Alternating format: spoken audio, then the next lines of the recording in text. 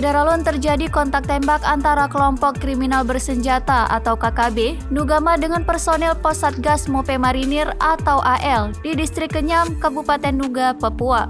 Akibat serangan tersebut, 10 orang personel TNI menjadi korban. 1 orang diantaranya adalah Letda Iqbal yang dikabarkan meninggal dunia. 2 orang personel TNI mengalami luka berat, serta 7 orang lainnya mengalami luka ringan. Berdasarkan rilis yang diterima Tribun News, Minggu 27 Maret 2022, penyerangan KKB ini berawal dari adanya informasi terkait aksi kontak tembak antara Satgas Mope Marinir dengan KKB Nugama. Kontak tembak tersebut terjadi di Kampung Kuare, Distrik Kenyam, Kabupaten Nuga pada Sabtu 26 Maret 2022, tepatnya pada pukul 17.50 waktu Indonesia Tengah. Kemudian pada pukul 18.45 waktu Indonesia Tengah, kembali terdengar suara letusan senjata sebanyak 2 kali dari Bandara Kenyam.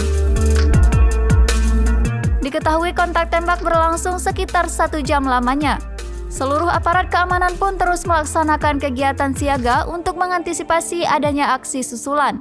Para korban dievakuasi ke Timika pada hari Minggu 27 Maret 2022.